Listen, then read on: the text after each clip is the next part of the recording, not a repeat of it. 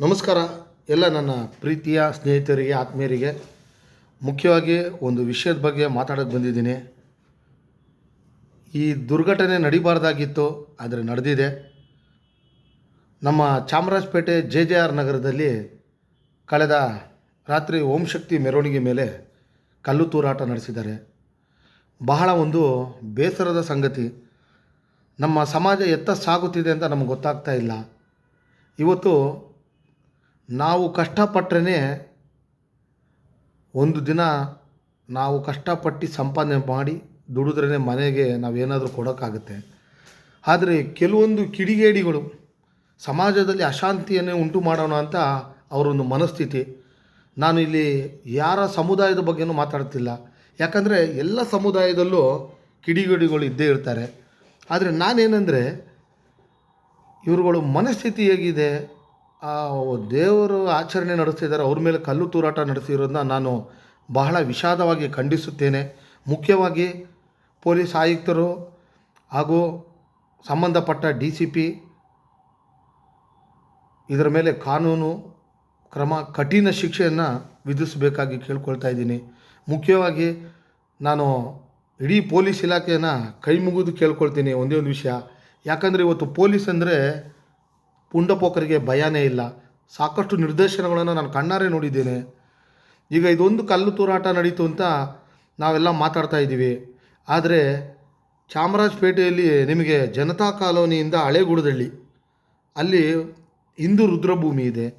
ನಾವು ಮೈಸೂರು ಸರ್ಕಲ್ಲಿಂದ ರೈಟ್ ತಗೊಂಡಾಗ ಮುಂದೆ ಒಂದು ದೊಡ್ಡ ಗ್ರೌಂಡ್ ಇದೆ, ಅಲ್ಲಿ ಮುಂದೆ ಒಂದು ಮಸೀದಿ ಇದೆ.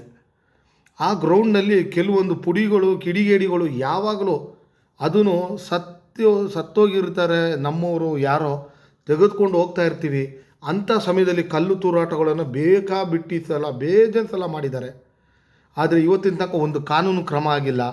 ಅಲ್ಲಿ ಮಸೀದಿಯವ್ರನ್ನ ನಾವು ಮೀಟ್ ಮಾಡಿ ಒಂದು ಸಲ ಹೇಳಿದ್ವಿ, ಇಲ್ಲ ನಾವು ಬುದ್ಧಿ ಹೇಳ್ತೀವಿ ಹಾಗೆ ಹೀಗೆ ಅಂದರು. ನಾನು ದಯವಿಟ್ಟು ಎಲ್ಲ ಸಮುದಾಯರಿಗೊಂದು ಹೇಳ್ತೀನಿ, ವಿವಿಧತೆಯಲ್ಲಿ ಏಕತೆ ನಮ್ಮ ಭಾರತ ದೇಶ, ನಮ್ಮ ಕರ್ನಾಟಕ ರಾಜ್ಯ ಶಾಂತಿಯುತವಾಗಿರಬೇಕು ಅಂದರೆ ಎಲ್ಲರೂ ಪ್ರೀತಿ ವಿಶ್ವಾಸದಿಂದ ನಡ್ಕೋಬೇಕು. ಒಬ್ಬರಿಗೊಬ್ಬರು ದ್ವೇಷ ಬಿಟ್ಟು ಪ್ರೀತಿ ಕೊಡಿ, ಆಗ ಇಂಥ ಸಮಸ್ಯೆಗಳು ಬರೋದಿಲ್ಲ. ನಾನು ಮುಖ್ಯವಾಗಿ ಆ ಕಲ್ಲು ತೂರಾಟ ಯಾರು ನಡೆಸಿದಾರೋ ಅವ್ರ ಮೇಲೆ ಕಾನೂನು ಕ್ರಮ ತಗೋಬೇಕು. ಮುಖ್ಯವಾಗಿ ನಮ್ಮ ಎಲ್ಲ ಮೆಚ್ಚಿನ ಜನಪ್ರಿಯ ಶಾಸಕರು, ಅಲ್ಪಸಂಖ್ಯಾತರ ಸಚಿವರಾಗಿರುವಂತಹ BZ ಜಮೀರ್ ಅಹಮದ್ ಖಾನ್ ಸಾಬನ್ನ ಒತ್ತಾಯ ಮಾಡ್ತಾ ಇದ್ದೀನಿ, ನ್ಯಾಯ ಕೊಡಿಸ್ಬೇಕು. ಇನ್ನು ಮೇಲೆ ಇಂಥ ದುರ್ಘಟನೆಗಳು ನಡಿಬಾರ್ದು. ಹಾಗೆ ನಮ್ಮೆಲ್ಲರ ಸಮಾಜ ಸೇವಕರು, ಮಾಜಿ ಕಾರ್ಪೊರೇಟರ್, ಜನ ನಾಯಕ ಅಂತ ಹೇಳ್ಬೋದು ನಮ್ಮ ಇಮ್ರಾನ್ ಅಣ್ಣ ಅವರು, ಹಾಗೂ ಜನಮೆಚ್ಚಿದ ನಾಯಕ ನಮ್ಮ ಅಲ್ತಾಫ್ ಅಣ್ಣನವರು, ಇವರೆಲ್ಲ ದೊಡ್ಡ ದೊಡ್ಡ ಮುಖಂಡರಲ್ಲಿದ್ದಾರೆ.